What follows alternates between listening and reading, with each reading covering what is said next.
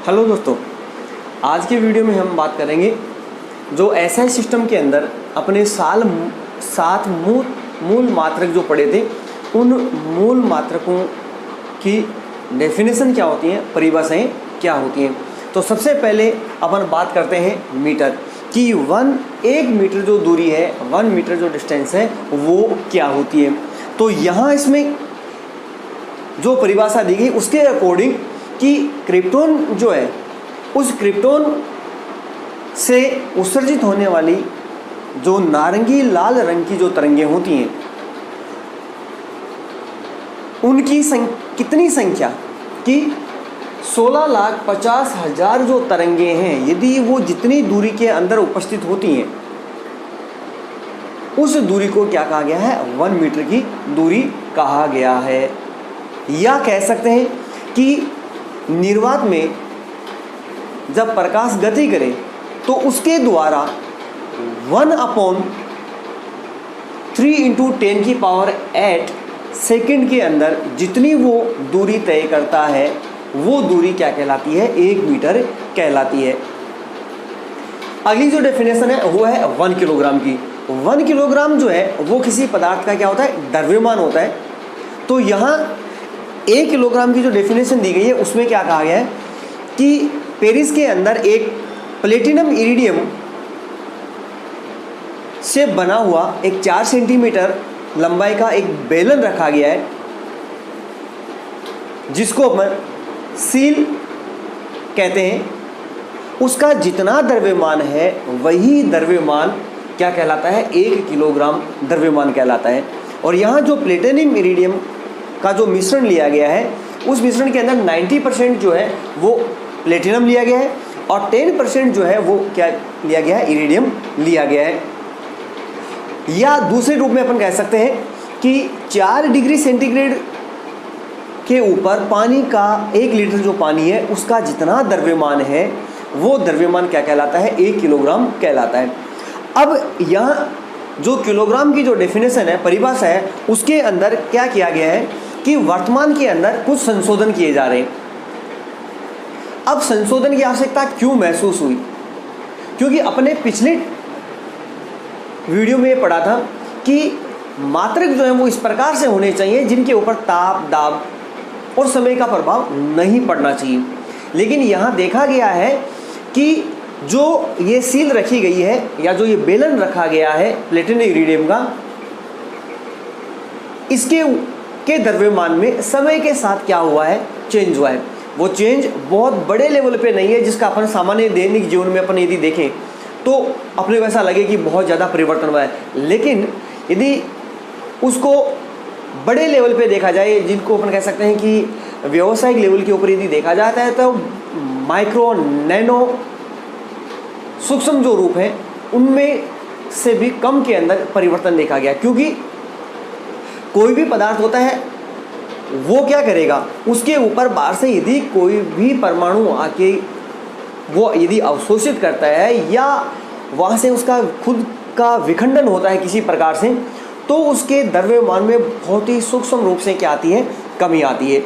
तो इस कमी को दूर करने के लिए या मिटाने के लिए वर्तमान के अंदर एक मीटिंग रखी गई, जिसके अंदर ये तय किया गया कि अब जो किलोग्राम है उसको अपन एक नए मेथड से मापेंगे, जिसके अंदर यूज किया गया है यांत्रिक ऊर्जा और विद्युत चुंबकीय ऊर्जा का उपयोग करके किया जाएगा, और जिसकी सहायता से मापा जाएगा इसका मान, उसको कहा गया है कीबल। नेक्स्ट जो डेफिनेशन है वो है 1 सेकंड। 1 सेकंड डेफिनेशन क्या है कि सीजियम जो 133 है, उस सीजियम 133 के जो परमाणु हैं, जितने समय के अंदर, जिस टाइम पीरियड के अंदर 9 करोड़ अरब 19 करोड़ 26,31,770 बार यदि कंपन करते हैं, तो वह समय क्या कहलाता है, 1 सेकंड का समय कहलाता है। अब नेक्स्ट डेफिनेशन जो है वो है एम्पियर कि 1 एम्पियर किसे कहते हैं। तो अपने को पता है कि एम्पियर जो है विद्युत धारा का क्या है, मात्रक है। तो 1 एम्पियर का मतलब है कि यदि अपने पास कोई 2 तार हैं जो एक दूसरे के कैसे रखे गए हैं, समानांतर रखे गए हैं। और ये जो तार हैं, ये तार एक दूसरे से 1 मीटर की दूरी पर रखे गए हैं, 1 मीटर की डिस्टेंस के ऊपर रखे गए और अनंत लंबाई के।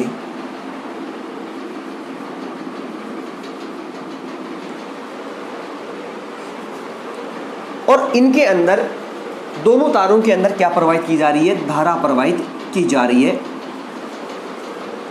तो जब अनंत लंबाई के जो 2 तार हैं समानांतर रखे गए हैं और 1 मीटर की दूरी पर रखे गए हैं, तो धारा प्रवाहित करने पर यदि इन तारों की एकांक जो लंबाई है, प्रति मीटर जो लंबाई है, उसके ऊपर 2 × 10⁻⁻7 न्यूटन प्रति मीटर का बल यदि उत्पन्न हो जाए, तो वो प्रवाहित होने वाली जो धारा है उसका मान जो होगा वो कितना होगा, 1 एम्पियर होगा। अगली जो परिभाषा है वो है केल्विन। केल्विन अपने को पता है कि किसका मात्रक है, ताप का मात्रक है, जिसको अपन K से रिप्रेजेंट करते हैं।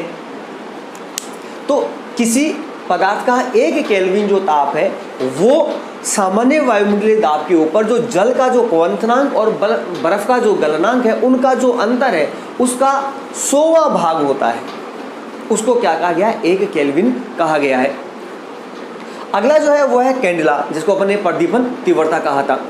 प्रदीपन तीव्रता का जो मात्रक कैंडेला है कि कृष्णिका मतलब एक काला पिंड, उसके तल के लंबवत डायरेक्शन, उसका जो तल है उसके लंबवत 1/16,000 मीटर स्क्वायर का उसका जो क्षेत्रफल है, उसकी जो प्रदीपन तीव्रता है, जब कृष्णिका का जो दाब है वो 1,01,325 न्यूटन प्रति मीटर स्क्वायर और ताप जो है वो प्लेटिनम के गलनांक के क्या हो, बराबर हो।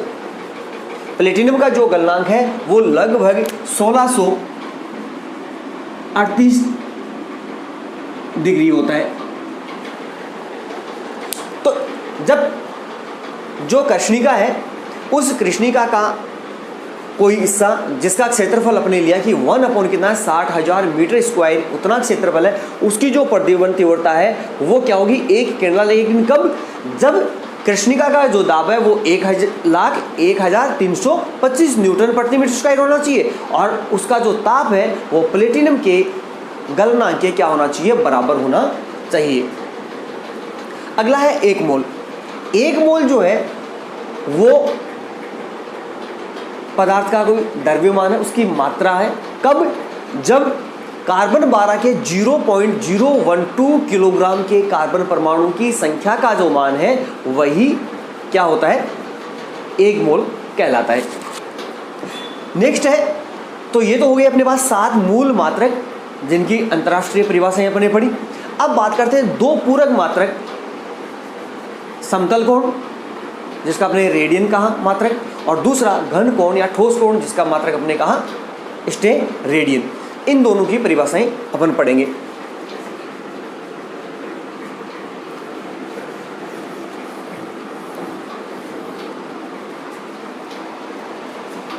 तो रेडियन किसे कहते हैं, मान लिया कि अपने पास एक ये वर्त है और इस वर्त का जो केंद्र O है उससे इसकी जो त्रिज्या है वो अपने पास कितनी है, R है। अब अपन ने क्या किया, इस वर्त के ऊपर एक छोटा सा क्या लिया, एक अल्पांश लिया, या अल्पांश, ये जो एक छोटा सा क्या लिया गया, एक अल्पांश लिया गया है जिसकी जो लेंथ है वो कितनी है, ds। मतलब ds लंबाई का एक क्या काटा गया है, चाप काटा गया है। अब इस चाप के द्वारा केंद्र के ऊपर, चाप के जो दोनों सिरे उनके द्वारा इस केंद्र के ऊपर अपने क्या बनाया, एक कोण बनाया। मान लिया कि वो कोण कितना है, थीटा है। तो अपने पढ़ा 10th में कि कोण इक्वल टू होता है चाप बटा त्रिज्या। तो अपने पास कोण जो है वो अपने कहा कितना है, थीटा है, चाप कितना है ds है और त्रिज्या उसकी कितनी है, r है। तो यदि ये जो चाप काटा गया चाप है ये उस वृत्त की त्रिज्या के यदि बराबर है तो उस स्थिति में अपन देखेंगे कि थीटा इक्वल टू कितना होगा, 1 रेडियन होगा। मतलब कि यदि अपन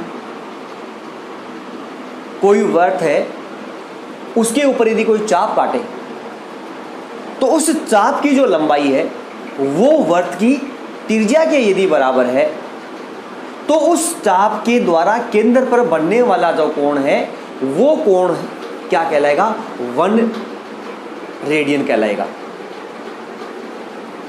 तो 1 रेडियन वह तलीय कोण जो कि वृत्त की त्रिज्या के बराबर चाप वृत्त के केंद्र पर क्या करता है, अंतरित करता है। अगला है स्टेरेडियन या घन कोण या जिसको अपन ठोस कोण कहते हैं। घन कोण का मतलब क्या है, मान लीजिए कि अपन सिंपल भाषा में इसको समझते हैं कि गांव के अंदर गर्मियों के दिनों के अंदर जो तरबूज बेचने वाले, खरबूजे बेचने वाले आते हैं तो अपन उसको कहते हैं कि भाई ये जो तरबूज है ये सही निकलेगा या नहीं निकलेगा। तब वो अपने को कहेगा कि नहीं सही है, मैं आपको चेक करके दिखाता हूँ इसको। तो वो क्या करेगा, उस खरबूजे के ऊपर अपना जो चाकू है उस चाकू से क्या करेगा, इस तरह से वर्गाकार वर्गाकार हिस्से के अंदर, जैसे मान लिया कि ये अपना तरबूज है, इसके ऊपर क्या करेगा, यह चाकू को चुभाएगा अंदर। जब ये अंदर की तरफ चाकू पूरा अंदर जाएगा तो यहाँ अपने पास क्या होगा कि इस तरह से ही एक, जब इसको निकालेगा वो बाहर की तरफ,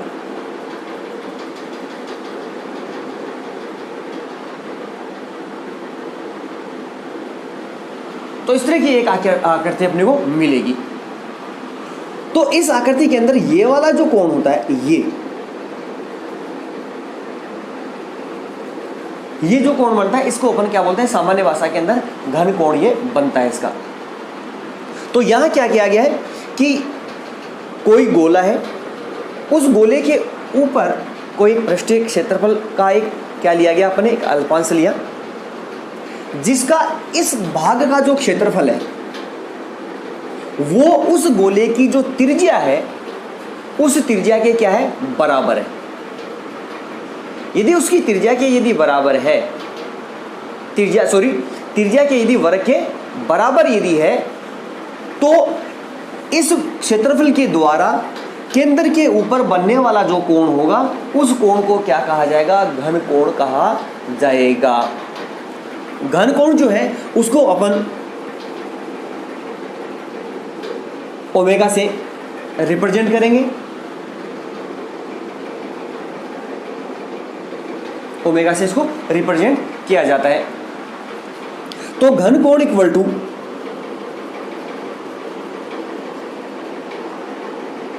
जो गोला है उसका जो अभिलंबवत पृष्ठ है उसका क्षेत्रफल अपॉन त्रिज्या का वर्ग। तो इस अल्पांश के अंदर अपन यहाँ देखेंगे कि जो घन कोण है उस अल्पांश के लिए घन कोण को अपन डी ओमेगा से रिप्रेजेंट करेंगे। डी इक्वल टू अभिलंब पृष्ठीय क्षेत्रफल है, इसका जो क्षेत्रफल उसको रिप्रेजेंट डी ए से रिप्रेजेंट करेंगे। एंड त्रिज्या अपने पास मान लिया उसकी कितनी है, ये त्रिज्या है वो आर है, तो कितना हो जाएगा आर स्क्वायर। तो यदि गोले का ऊपर काटा गया जो क्षेत्रफल है वो उसकी त्रिज्या के वर्ग के कैसा है, यदि बराबर है तो उस स्थिति में जो घन कोण है उसका जो मान होगा वो कितना होगा, 1 स्टेरेडियन होगा। तो इस प्रकार से अपन कह सकते हैं कि एक स्टेरेडियन वह ठोस कोण है जो कि गोले के पृष्ठ का एक भाग, गोले के पृष्ठ का ये एक भाग जिसका क्षेत्रफल गोले की त्रिज्या के वर्ग के क्या है, बराबर है, उसको क्या कहेंगे, और उसके द्वारा गोले के केंद्र पर क्या करता है, वो अंतरित करता है। तो इसको अपन क्या बोलेंगे, घन कोण कहा जाएगा। संपूर्ण जो आकृति है, उस संपूर्ण आकृति के लिए कुल जो घन कोण होता है उसका जो मान होता है वो कितना होगा, 4 स्टेरेडियन होता है। तो इस तरह से अपने इस वीडियो के अंदर बात की अंतर्राष्ट्रीय जो पद्धति के जो मूल मात्रक थे उन मात्रकों की परिभाषाओं की चर्चा। नेक्स्ट वीडियो के अंदर अपन बात करेंगे कि किस तरह से अपन विमाएं जो भौतिक राशि हैं उनकी विमाएं ज्ञात की जाएंगी। थैंक्स।